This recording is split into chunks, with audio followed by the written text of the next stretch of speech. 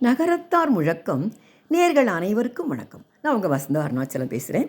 இன்றைக்குள்ள பதிவு எப்போவுமே பெற்றவங்க பிள்ளைங்களை ஏமாற்ற மாட்டாங்க அப்படிங்கிறத பற்றி ஒரு சிறிய கருத்து. வாங்க நம்ம நிகழ்ச்சிக்கு போகலாம்.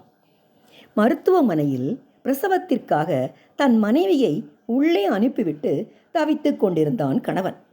வீட்டில் சம்மதம் இல்லாமல் நடந்த திருமணம் இது.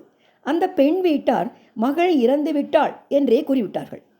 துணைக்கு யாரும் இல்லாமலே துணைக்கு துணையாக இருந்து தாய்க்கு தாயாக இருந்து அவளை கண்ணும் கருத்துமாக பார்த்து இன்று இவ்வளவு தூரத்திற்கு அழைத்து வந்த அவனுக்கு சற்று இப்பொழுது பயமாகவே இருந்தது.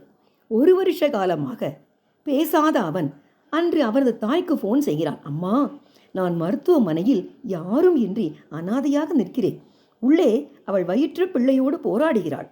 ஆறுதல் சொல்லக்கூட ஆளில்லாமல் அனாதையாய் தவிக்கிறேன் அம்மா.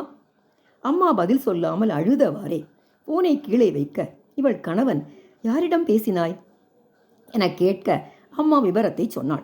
அதற்கு அவர், உன் மகன் செய்த தவறிற்கு அந்த பெண் என்ன செய்வாள்? நீ போய் பார்த்து விட்டு வா. ஆனால் நான் செத்தாலும் அவன் முகத்தில் விழிக்க மாட்டேன் என்றார். அம்மா போன சில நிமிஷங்களில் மறுபடி போன் அடிக்க செல்ல மகன் பேசுகிறான். அம்மா, ஆண் குழந்தை பிறந்திருக்கிறதம்மா. பார்ப்பதற்கு குழந்தை அப்பாவை போலவே இருக்கிறான். அப்பா வருவாரா அம்மா?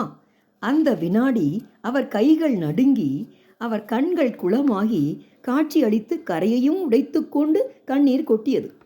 முகத்திலே விழிக்க மாட்டேன் என்று சொன்ன அவர் அம்மாவை பின்தொடர்ந்து ஹாஸ்பிட்டல் சென்று விட்டார்.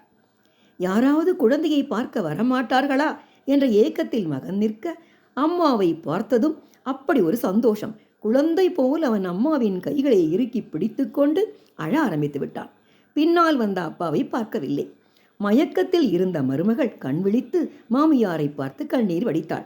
ஒரு வார்த்தை சொன்னாள், என் குழந்தை எப்படி வளருமோ, எவ்வாறு நடக்குமோ எனக்கு தெரியாது. ஆனால் நீங்கள் பெற்ற குழந்தை போல் எனக்கு கிடைக்காது. என்னை அப்படி அவர் பார்த்து கொண்டார் என்றாள். அந்த தாய் தன் மகனை பெற்ற பலனை அடைந்தாள். பிறகு மாமா வரவில்லையா என்றாள். மாமா அதை கேட்டு அவரையும் மீறி அவர் உள்ளே வந்தார். அந்த பெண் கணவனிடம் கேட்கிறாள், அம்மாவுக்குத்தான் உங்களை பிடிக்குமா, அப்பாவுக்கு பிடிக்காதா? மகன் சொல்கிறான், அம்மா சிறு வயதில் நான் நடந்து செல்லும் போது வழியில் பள்ளம் வந்தால் பயந்து போய் என்னை இடுப்பில் தூக்கிக் கொள்வாள். ஆனால் அப்பாவோ என் கைகளை பிடித்து கொண்டு, மகனே நான் இருக்கேண்டா, தாண்டுடா இந்த பள்ளத்தை என்பார். அவர் காட்டிய தைரியம்தான் என்னை இந்த அளவுக்கு உயர்த்தியது என்றான். அப்பா ஓடி வந்து மகனை கட்டிப்பிடித்து அழ, அவர்களை பார்த்து அனைவரும் அழ, ஆனந்த கண்ணீர் அற்புதமாய் கரைபுரண்டு ஓடியது. அப்பா அம்மா இருவரும் பிள்ளைகளை ஒருபோதும் ஏமாற்றுவதில்லை. நன்றி, வணக்கம்.